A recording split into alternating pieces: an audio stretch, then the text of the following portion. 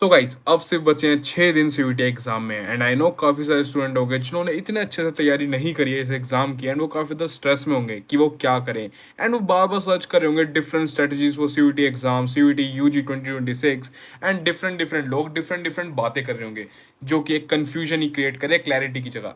तो मैं लाया हूँ सारी स्ट्रेटजीज को एनालाइज करके हर जगह से बेस्ट चीज़ बेस्ट बेस्ट बेस्ट और बेस्ट को एक जगह कंबाइन करके मैं बनाने वाला हूं इस वीडियो में एक ऐसी स्ट्रेटजीज ऐसी डिफरेंट स्ट्रेटजीज जो आपको मदद करेगी सीयूईटी यूजी 2026 में एक अच्छा स्कोर करने में। सो देखो ये वीडियो थोड़ी लंबी हो सकती है तो प्लीज़ अगर आपके पास 10 मिनट भी नहीं है ना तो स्किप कर देना, मेरे को कोई दिक्कत नहीं है क्योंकि ये सिर्फ वीडियो उनके लिए है जो सीरियस है 6 दिन में मेहनत करने के लिए गाइज। क्योंकि ये 6 दिन या तो तुम कुछ मत करो या तो 6 दिन कुछ अच्छे से कर लो, तो बेटर यही रहेगा कि 6 दिन कुछ अच्छे से करोगे तो ऑब्वियसली बहुत फर्क आएगा तुम्हारे स्कोर में और तुम्हारे कॉलेज में जो तुम्हें इस एग्जाम के बाद मिलेगा। सो मेक श्योर ये वीडियो एंड तक देख गाइज। देखो बिफोर स्टार्टिंग दिस वीडियो मैं चाहता हूँ एक चीज़ तुम्हें पता हो। देखो मेरे को ये तो बताने की जरूरत नहीं है कि सीयूईटी एग्जाम का पैटर्न क्या होता है। तुम सबको पता है एक पर्टिकुलर सब्जेक्ट 250 मार्क्स का होगा जिसमें से 50 क्वेश्चन आएंगे जो कि सारे कंपलसरी होंगे और ये बात बताने वाली नहीं है। एंड इसके बाद तुम्हें ये पता होना चाहिए कि इन 6 दिन में तुम्हारा क्या टारगेट है, क्या गोल है। तो एक बात ध्यान रखो कि जो सीयूईटी एग्जाम है ना इसमें तुम्हारे मार्क्स ही मैटर करते हैं। जितने ज़्यादा तुम सही करोगे उतना ही तुम्हें एडवांटेज मिलेगा। सो मेक श्योर ये ध्यान रखना कि तुम्हारा स्कोर क्या टारगेटेड है, उस स्कोर को टारगेट करो जो कि अचीवेबल है। ये मत सोचो कि भाई मैं एक हफ्ते पहले पढ़ के भाई टॉप मार दूंगा, इज दैट्स नॉट पॉसिबल। काफ़ी बच्चे काफ़ी महीनों से प्रैक्टिस करते हैं इस एग्जाम की। सो देखो अचीवेबल गोल रखो, एक ऐसा प्रैक्टिकल गोल रखो जो अचीवेबल हो। So first of all do that and second thing कि ये ध्यान रखो ये एग्जाम में ना तुम्हारा स्कोर ही मैटर करेगा।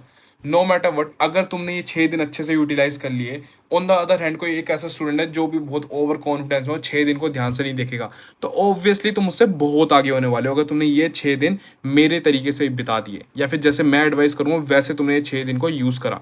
So let's start the video. Strategy number 1 है 3 बकेट सिस्टम। इसमें तुम्हारे पास 3 बकेट होती है। जो कि बकेट 1 है उसको तुम कह सकते हो ग्रीन कलर से हाईलाइट कर सकते हो, जो सेकंड बकेट है उसको तुम येलो कह सकते हो, जो थर्ड बकेट है वो है रेड बकेट।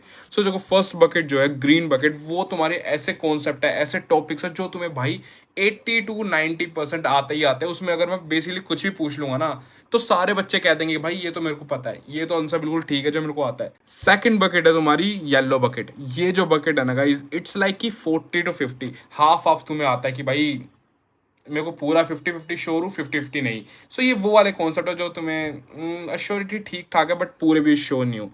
अब आती है थर्ड बकेट जो कि है रेड बकेट, जिसकी तुम्हें भाई नॉलेज ही नहीं है। लाइक मैं पूछ लूँ ना तुम ऐसे कहते हो अरे ये क्या है भाई, ये तो मेरे को आता ही नहीं है। सो देखो इन 6 दिनों में तुम्हें क्या करना है, फर्स्ट बकेट जो है ना उसका एक बार रिवीजन करना अच्छे से, सिर्फ एक बार, क्योंकि ये वाले वो टॉपिक्स है जो तुम्हें आते हैं एंड इसका रिवीजन इतना जरूरी नहीं है क्योंकि ये कॉन्सेप्ट तुम्हारे दिमाग में बैठ चुके हैं।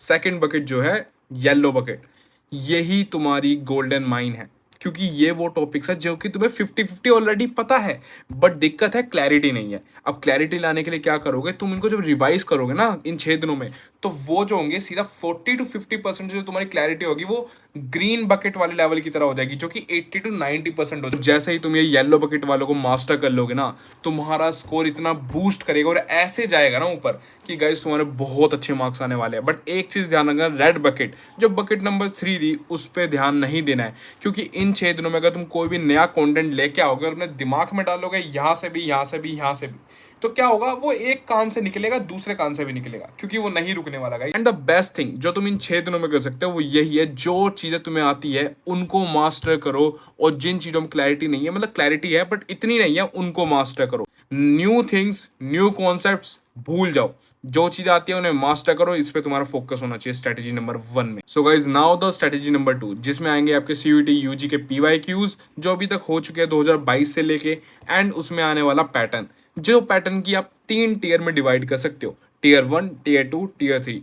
टीयर 1 में बेसिकली डायरेक्ट क्वेश्चन पूछे जाते हैं, अभी तक जितने भी क्वेश्चन होंगे डायरेक्ट पूछे जाते हैं जो कि आप पैटर्न ऑब्जर्व कर सकते हो 2022 से लेकर 2025 तक।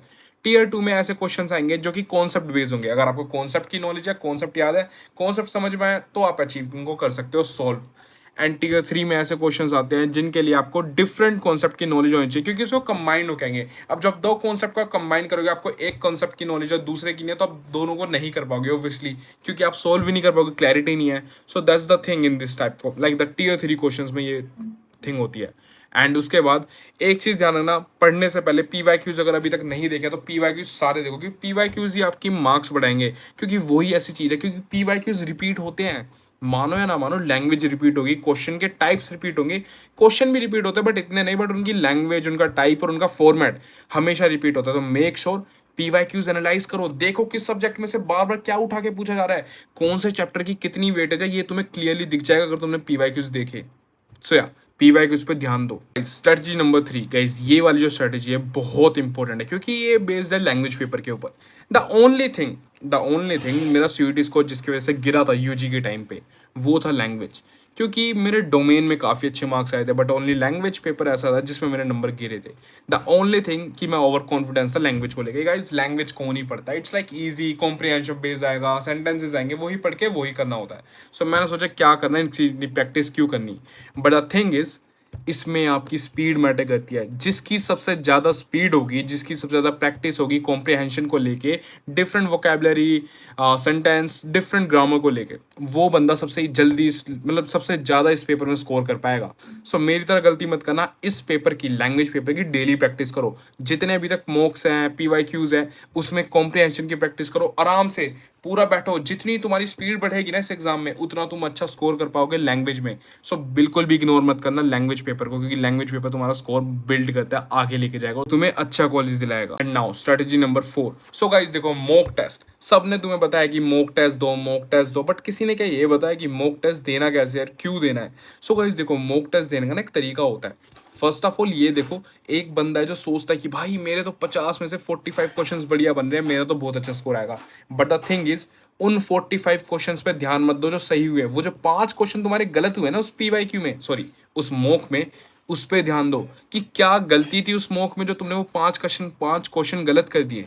क्या वो एक जेनरिक मिस्टेक थी कि तुमने ऐसे ही गलती से गलत ऑप्शन टिक कर दिया और तुम्हें सही आंसर पता था, या तो तुम्हें वो क्वेश्चन ही नहीं पता था, या तो वो क्लैरिटी नहीं थी। तो ये चीजें एनालाइज करो, देखो कि वो कौन सी रैंक कर रहा है। या वो एक बेसिक गलती थी तुम्हारी कि तुम्हें आंसर पता होते भी तुमने गलत ऑप्शन चूज किया, या तो कॉन्सेप्ट क्लियर नहीं था, या तो तुम्हें वो कॉन्सेप्ट की नॉलेज ही नहीं थी।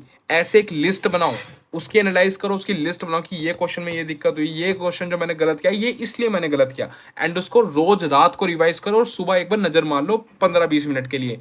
तो वो आपके लिए भाई बहुत बेस्ट चीज होने वाली है, क्योंकि वो बहुत हेल्प करेगा। एंड स्ट्रेटजी नंबर 5 गाइस देखो, एग्जाम को करने का एक तरीका होता है। जब तुम सीयूटी यूजी एग्जाम देने बैठोगे ना, मेरे को पता है मोस्टली स्टूडेंट जो काफ़ी ज़्यादा रूरल एरिया से होंगे, या फिर ऐसी जगह से होंगे, या फिर ऐसे घर से होंगे जिनके पास डेस्कटॉप नहीं है, कंप्यूटर नहीं है, लैपटॉप नहीं है, तो उनके लिए फर्स्ट टाइम एक्सपीरियंस होगा वो एक कंप्यूटर बेस्ड एग्जाम देने का। सो मेक श्योर जब भी तुम दो तो पहले वीडियोस देख लो कैसे क्या चीज़ वर्क करती है, कौन सी की किस लिए वर्क है, कैसे कंट्रोल किया जाता है एक कंप्यूटर को। तो ये बेसिक नॉलेज होना चाहिए, क्योंकि देखो एग्जाम टाइम में यहाँ पे जाके एंजाइटी नहीं बढ़ानी तुम्हें अपनी, और ना ही तुम्हें स्ट्रेस लेना है। सो गाइस जब बारी आती है क्वेश्चंस कैसे करने हैं, तो देखो पेपर सॉल्व करते वक्त एक बात का ध्यान रखना, 50 क्वेश्चन में ऐसे ही अंधे टिक नहीं मारने। सबसे पहले क्वेश्चंस को पूरा पढ़ना है, पूरा मतलब पूरा पूरा क्वेश्चन, पूरा ऑप्शन, तभी टिक करना। दूसरी बात, सबसे पहले वो क्वेश्चंस अटेम्प्ट करने हैं जिनमें बहुत ही कम टाइम लगता है, लाइक 30 सेकंड में तुम कर सकते हो। इजीएस्ट क्वेश्चन को सबसे पहले अटेम्प्ट करो। सेकंड, उन क्वेश्चंस को अटेम्प्ट करो जिसमें थोड़ा टाइम लगता है, सोचना पड़ रहा है कि यार इसमें तो 2 ऑप्शन है, इन दोनों में डाउट है, तो हाँ ये वाला होगा। थोड़ा कॉन्सेप्ट वाला क्वेश्चन है, उसको टाइम ज़्यादा देना। फिर आते हैं वो जो क्वेश्चन तुम्हें आते ही नहीं है।